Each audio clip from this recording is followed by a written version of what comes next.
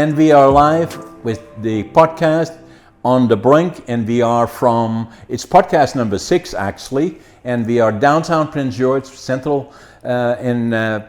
George is in the center of British Columbia in Canada, and it is my pleasure today to have a friend, Nicola Redpath.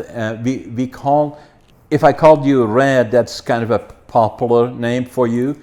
As our guest today, and she's a special guest actually, and so she is our guest today. And I met Nicola first about 5 years ago maybe even. And what happened is we got a message from my wife actually, and who is really into horses and to taking care of animals, and she knew that we are quite involved in helping all around the city and the area about things, in particular also animals. And she suggested, why don't you guys go and visit equine rescue? And we had really never even heard of it. And so we checked it out, and then we called, and so we then drove just outside of Prince George actually, and a little bit east of Prince George, and we drove down to this beautiful area. Must be 50, 60 acres, maybe even more than that. 160. 160, a section, yep. Really. And there was Nicola and the then called Equine Rescue. Yes. And so we met Nicola, and she was a busy lady, and she gave us a tour, and there were animals of all description around there: llamas, pigs, horses, dogs, cats, yeah. You name it, they were all there, and it was a busy place. And I got to do a tour of the facility, and one thing always impresses me, kind of even still today. You introduced me to a horse that had been rescued, and he when you got him, he was a rescue, and he was in very bad shape. He was full of ticks, yes, all over his body. Yes.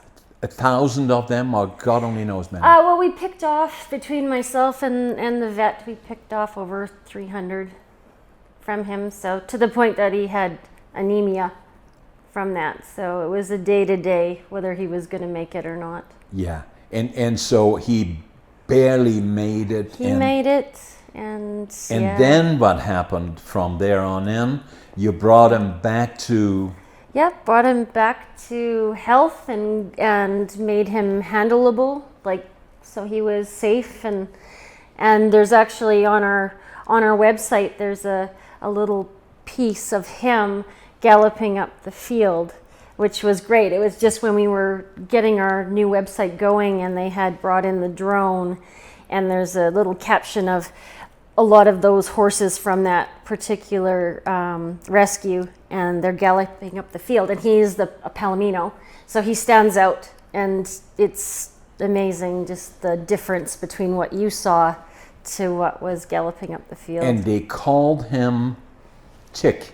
I called him Tick. You called him Tick, and that name stuck with him? That stuck with him. I mean, he was a registered horse, so they may have whatever name that was that they kept that way. But yeah, we kept Tick. So as far as I know, he's still Tick.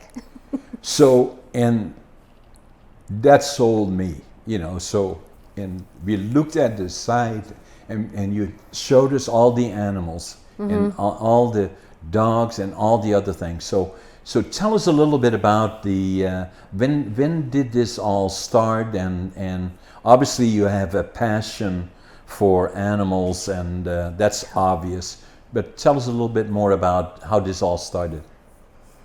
From the very beginning, it was, and we have it on our website as well, I'd just gone to an auction because I was looking for a saddle, and that was it. I had no clue what the auctions were about. Can I interrupt you for a second? What is your website again? Because we want to make sure that our viewers... Yep, it's pganimalrescue.com. pganimalrescue.com. Yeah. Okay. Yeah. So we have our initial story out on there of how it all came to be. But, right.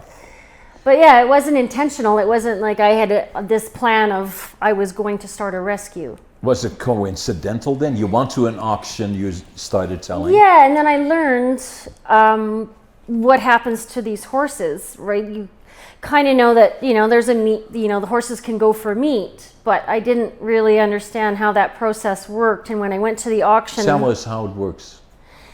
Usually, what happens is someone will say they want to surrender a horse, or they just want to get rid of a horse. Right. They can call the auction house, they can turn them in, they'll say this is the date they're going to go up for auction. Right. They basically hand them over, they sign a form, and that's it. And then the next day, then all the bidders come in, just like a regular auction, only these are animals that are being bid on. And there are the meat buyers that are there. There's a lot of just, regular people that will purchase a horse from there, but a lot of them end up going to the meat buyers. So they will go... Most of them? A lot of them, yeah. Yeah. Depends on the auction and all that.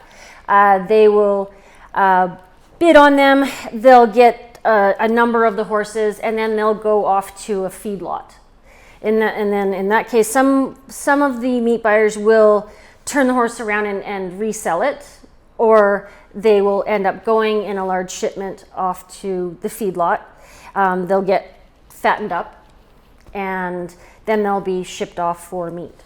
For slaughter. For meat. But a lot of people think it's just they go into a can. No, the majority of the meat is actually exported for human consumption. Wow. Yeah. So, there's Denmark, France, Japan, a lot of those places. That is a part of their traditional traditional food. That is part food. of their diet, or it's a delicacy. Yeah. So there is a lot of those animals go there. The biggest concern for me is just the process that happens. That it's not like they don't just go to the meat buyer and the next day they're gone. They're humanely euthanized. No, it doesn't work like that. They end up in these lots and they're getting fattened up or whatever. And you know very well how horse dynamics work. You put a bunch of horses in together, you may have a little young weak one, and you have stallions in the same pens. Yeah. There's fighting. It's not not a pretty. pleasant environment, right? Yeah, it's not. And the time when they actually are, when they are killed for that, it's not a pleasant experience. Like, they're very fearful, and you'd like to think it's just something very quick and within a day, and then they go off to the Rainbow Bridge. No. It's not. Is that being done a lot still? Oh, yes. Well, now that the United States has banned horse slaughter, that has to go somewhere, right? So they come to Canada or they go to Mexico. Why are we not doing the same? Why is that even allowed? I mean, there is a certain need for it, but it's the process that needs to change to make it more humane. Because a lot of these horses otherwise end up suffering and suffering and suffering. So it's in a perfect world we wouldn't need it, right? Where there wouldn't be overbreeding and whatnot, but that's just not the case. So. But even I don't like it at all. But if, like you were saying, if they do it to a certain extent, do not allow to let them suffer.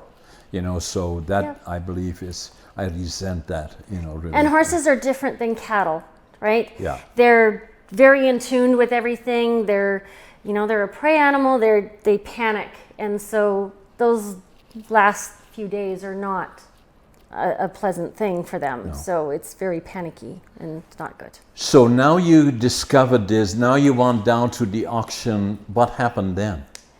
Well, the biggest thing for me was that I thought, okay, it was just, these old horses that are at the end of their life, but it can be just these beautiful animals going through that haven't been touched or or whatever. There's so much potential there, and if the public isn't there to take a chance on them, Right. then that's where they go. They go Right. to the meat buyers. So that was the biggest thing. It's like, what a waste of these beautiful animals. And then you decided to.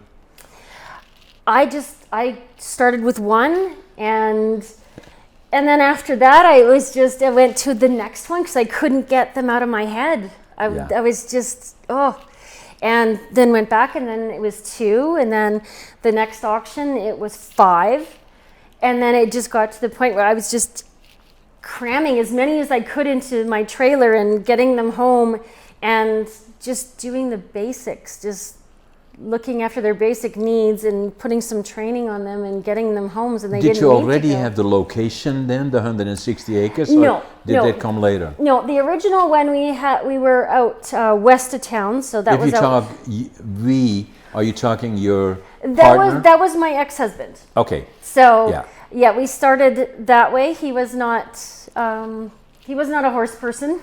He was not overly impressed with it, eh? No, it didn't fit his lifestyle at all. Hence the ex. But then we had moved. We moved further into town, a lot closer, and it was a lot easier for people to come. And that's when I started having the volunteers coming out and started giving some education to people about what was going on. It wasn't just me, rehabilitating horses and getting them in homes. So it evolved from there. And then after we separated and I met Grant, it was a whole different world. Grant is your partner, Yes, right? that's my partner, yes. And he does a number of things, right? He is the backbone. He really is. He is the backbone of... He's an amazing guy to make, compliment you as a couple. Yeah. Yep, he is the only person I've ever known that you could say that fence needs repaired, and he's like, yep, and he's happy to do it. It's get it just, done. Yep, and he's happy about it. That's the thing. He doesn't go like, oh. Yeah. He's like, all right, what's Okay, next? tell me more about the animals.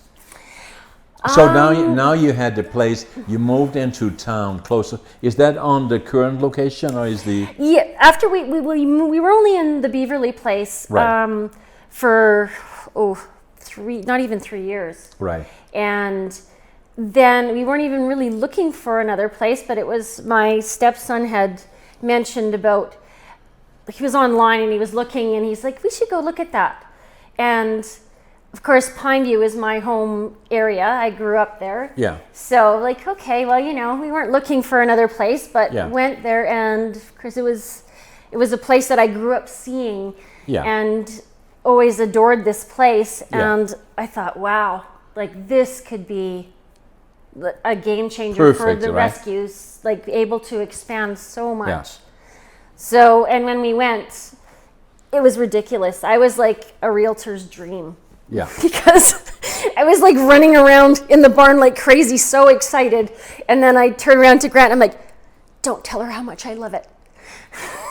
Yeah. And he's like, pretty sure she already knows. Yeah. And they're like, so do you want to see the house? I'm like, no, I'm good actually.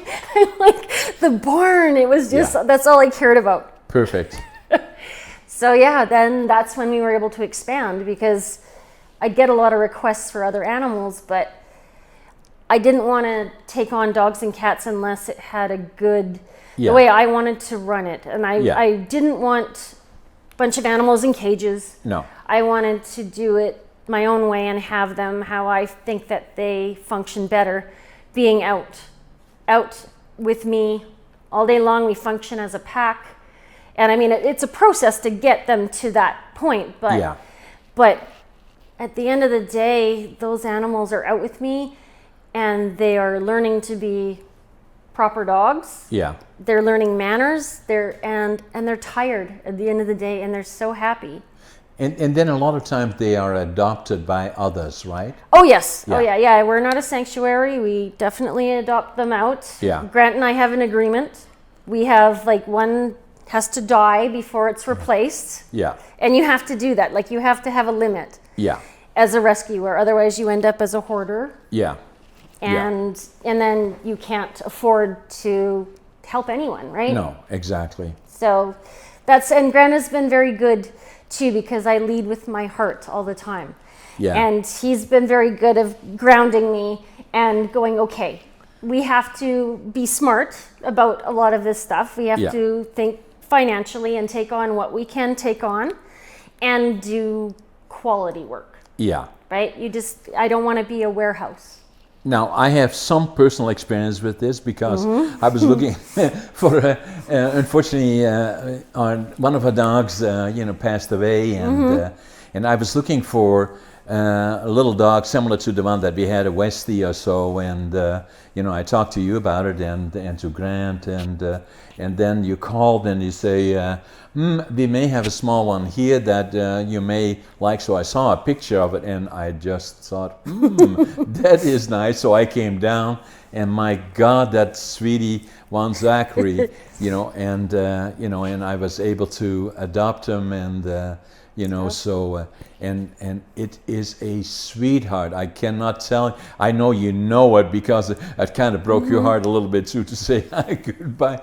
But I know you felt good about it if he was going to us. So Absolutely. Yeah. Absolutely. We noticed because they stay for quite a while with us, just so we know what their personalities are like, and our environment is not ideal because it's not like what you've got, where it's just the two of you, and they have to deal with a lot of different dogs, a lot of change. not a bad thing though, Not right? a bad thing, definitely not, but it's not where they need to be. Yeah. So after spending a lot of time with us, then they're ready to move on. Yeah. And we can pick up certain personality traits that they might have as they get Yeah. more comfortable. Some get more protective, and they get a little bit, they change a little bit. Now, the other thing that I've wondered about, because you have so many different animals there a lot of times, because I visit you several times, and every time I come down there, I see pigs, I see llamas, I see, my God, you name it, is there. How do they come to you? How does that work? Does somebody just drop something off, or is there a process? Or there's a process. I mean, the majority of how people contacted me is through our website. That's a big part, and then just through word of mouth, right? So someone will go, oh, well, I know somebody who might be able to take that on. It's usually because nobody else will. Yeah. So we've kind of taken on that role, but it's just either through word of mouth or through our Facebook page is a big. Social media is big. Now, it could also be that, say, hypothetically speaking, that somebody, a family maybe, or a couple maybe, or an individual may be getting very, very old, has difficulty taking care of animals, and somehow somebody has to do because they're declining not being able to take care of the animals anymore. Does that include that as well? Many times. Yeah. We deal a ton with divorce. Right. Those cases, the animals come into us, and then a lot of times it's people that don't prepare ahead of time for, nobody wants to think they're going to die. Yeah. But people get into their very senior years and they just assume that their family is going to take over, but more times than not, they don't. Yeah. They're like, we're not dealing with, this little poodle. Right. Or whatever, and then they don't know where to go. And that could include, you see, at one time you were called the equine rescue, which implied somewhat that it was mainly horses, although that was a big part of it, but now it is the animal rescue rather than the... and we probably spend more time with dogs and cats now than we do with horses. Right. I mean, that's still a big part of it, but we deal so much more with dogs and cats now. Yeah. Now the other thing that I remember being down there as after we did the tour with you, and So 5 years ago, and saying, that I went there with Scott actually in our organization, and I looked around and I said to Scott, I'm going to have to do something here, So what can we do, And I remember talking to you and Grant, and they said, money and lumber would be helpful. I know, and it was just like you were just meant to be. Like, I mean, and I say to wood, go figure. People don't realize, how much it takes to save up to build a whole fence line. Yeah. And then everything always gets in the way. There's always some other emergency or whatever, and then before you know it, you've only built so much or replaced so much. So, yeah. So we then agreed that we would give you an annual contribution. In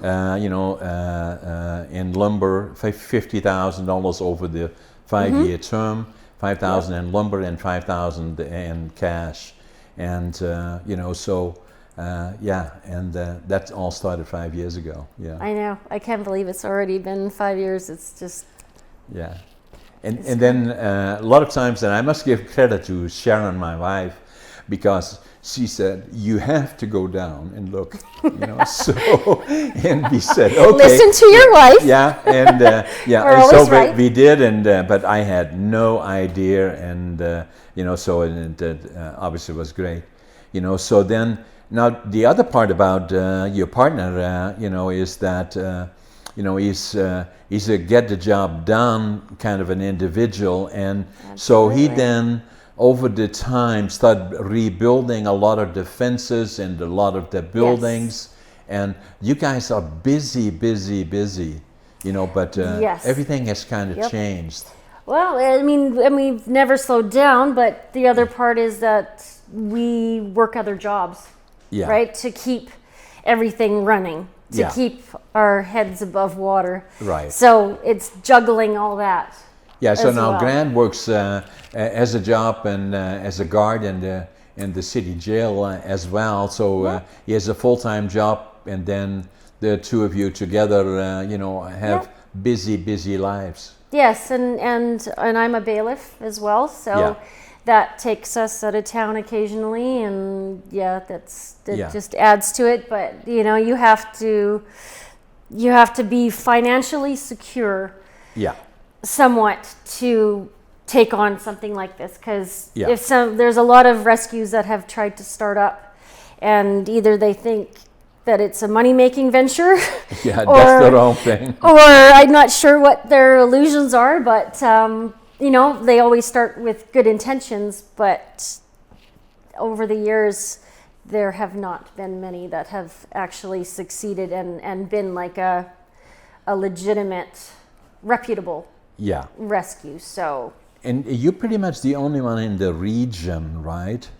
That does the whole thing, with large animal and small. Yeah. So. And that is usually, there are more small animals than the larger animals in particular, right? Yeah. Yep. So we do the whole thing. Now another thing, I believe it was last year. I remember. Or maybe it was this year, but in any event, then you needed a truck and a kind of a van that allowed you to transport more animals, and tell us what happened there. Oh, we were just always using our own vehicles. So Grant, still to this day, he says, when I met you, I had a beautiful truck. It was lovely. He would wax it, it was perfect. Kept it nice and tidy and clean. Yes, it's not the same truck that it was back then. No. So that was part of it. It still gets used for everything. And then we were using just our SUV to transport the dogs and cats. And we had an appointment one day to see Dr. Bonafini. He's amazing. I ended up with 5 Pyrenees puppies, which were about 3 months old. So you can imagine the size of them. They say puppy, but they're big. Yeah.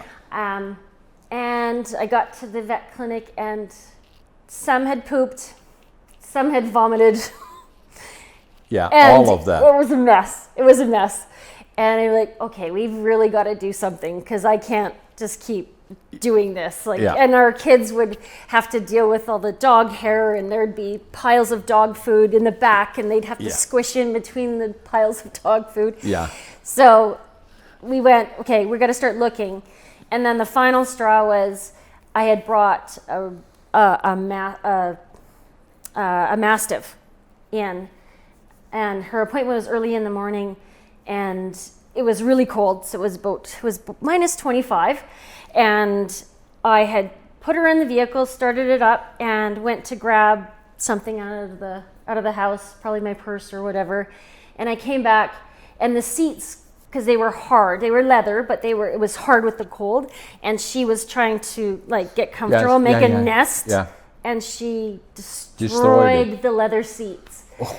So I came out and I looked, and I just started crying. I'm like, Grant is gonna have a fit. And then after that, I'm like, that's it. We have to do a fundraiser. We've got to get anything other than our regular daily drivers to do this, because it was just ridiculous. So that's how that started. And then, of course, Dr.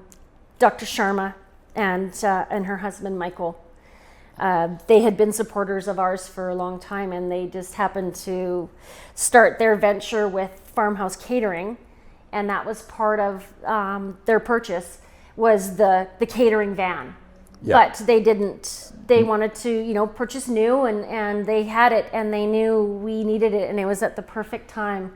And they said, this may be a hunk of junk, but if you guys could do it. And when we saw her, I was just like, wow, I thought that was amazing. Yeah. And yeah, it's been brilliant, because we can put several dogs in there, cats, everything, get them through. It's wonderful advertising, because it's a big billboard, right? It gets to show our sponsors. And the name is painted on the outside as well. Oh, right? yes, yeah. SignTech did an amazing job. Yeah, and they did it for free? No, well, they gave us a really good discount. They had to put up with me being particular about how I wanted it to look and whatnot, but they were fantastic. And it's an old van, but it's brilliant. It looks great. It does. And the funny thing is that the dogs love it. Yeah. Even they know they're going to the vet, but every time I even go near that van, they're all wanting to pile in. They love it. Now, Dr. Sharma, who is that again? Christina Sharma. Okay. So, and they're just leaving Prince George now, after being residents for however many years. She's a radiologist here in Prince George.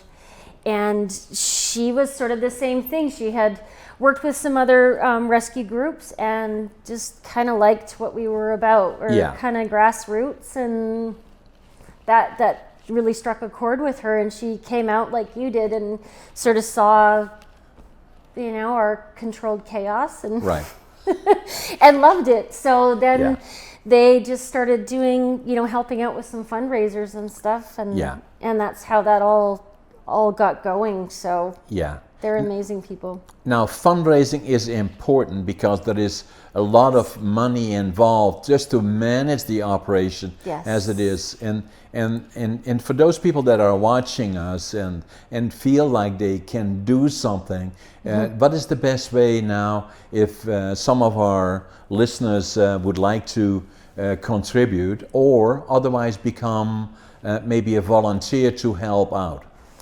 Well, now, we're looking, hopefully August, we can start up our regular volunteer programming that we did before. Some of our other stuff, we do a high-risk teen program. We work with community corrections. Do they contact? How do they? Just through the website. Or they can call me directly. Say it once more, the website. It's pganimalrescue.com. Okay.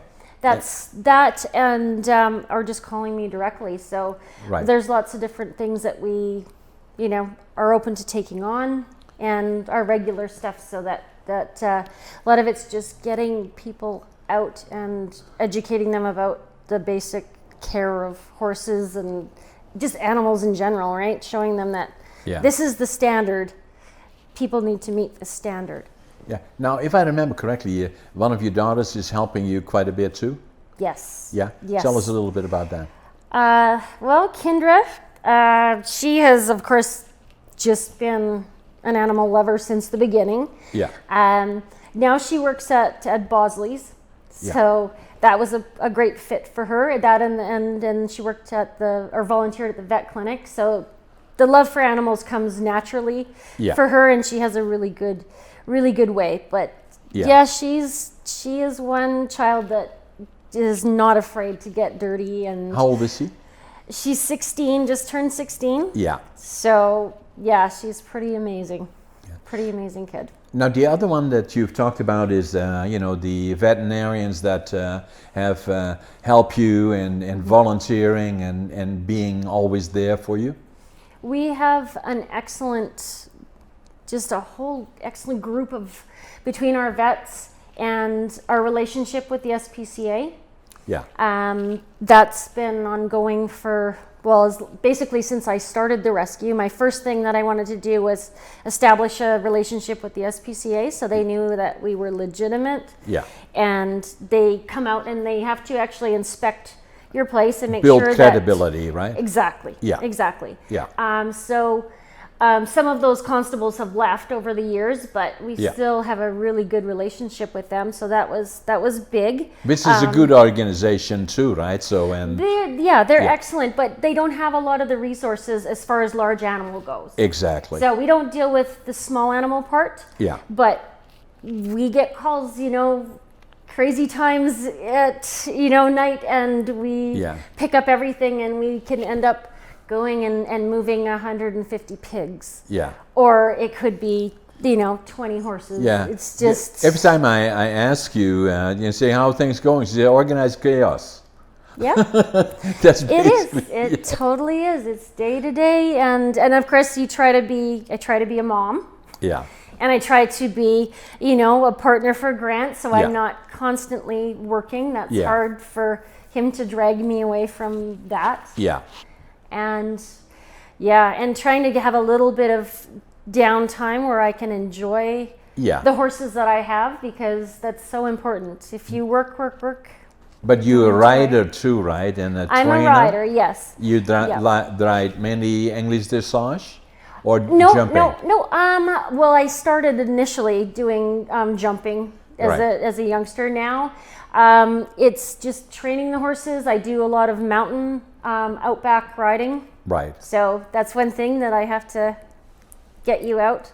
I like that. One time, I Yeah. just have to take you up. I don't know if you've ever been up to Tabor Mountain, but No, I've not I been. want to take you. I like that. And of course, we've got excellent horses to take you with. But it's my office. Yeah. So I train the horses up there, and when I was teaching pre-COVID, a lot of my students, that would be something I would work with them in the arena, and then once their skills were enough, that was sort of a goal for a lot of them would be, I'll take you up the mountain and we'll do, a little ride. I like that. So and I also urge the people in the region, to can they come and visit? Or do you like to? You don't like a whole lot of people coming down, but we do everything by appointment. Yeah. So again, looking at the website, right? Looking at the website, people just contact me if they want to come up and see what we're about. Once we get our volunteer program out, we do, some people might just want to have a tour and see what we do. So we'll tour people and do a volunteer orientation sort of at the same time. Right. So some people that just want to see it, that's great. The other people, if they decide they see what we're about, they go, okay, this is not for me, or, oh yeah, most people are super excited. Right. Then they can, book with me and come back, and then we set them up, and we can have them doing everything from just either walking dogs to getting really dirty. Yeah. Well, this is all part of it, right? So that, especially like in our case, that before, the Sharon found your website and urged us to go and look and help wherever we could. A lot of people are in the same boat. They have no idea, what is going on there and how they can. And a lot of people have a passion for animals of all description, which is a good thing. And there's so much opportunity to help Yep. in whatever way, you know. So if you look ahead now, Nicola, you know, you know, saying, how do you see the next 5 years? Well, I know I'll definitely still be doing this. I did have some idea that, you know, maybe 10 years from now I could retire. We'll see. I'd love to be able to hand those reins over to somebody else. Right. But, you know, I've been doing this for, almost 20 years. Wow. And there's not a lot of people looking to step up and do like what I do. So Yeah. I don't blame them. But yeah, there'll be somebody out there that'll have the same passion and the same ethic that I do. But you and Grant, you know, kind of look to me like you pretty much did it on your own, you know, so, Yep. which is an amazing, as you already said, you were so fortunate that you found Grant, who was so complimentary to you, and you guys working together have the same passion, and him having the ability and the, you know, to go out and work these crazy hours and all the other things that go with it.